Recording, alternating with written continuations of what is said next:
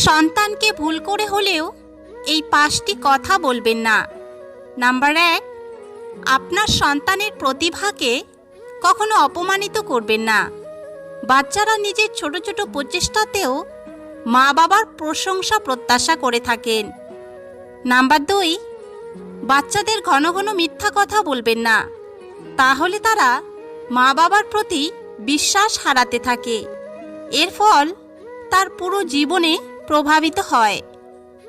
Number 3, সন্তানকে কখনো ঠাট্টা করতে নেই। বাচ্চাদের কষ্টকে কখনোই ছোট করে দেখবেন না, তখন তারাও আপনার কষ্টের মূল্যায়ন করবে না।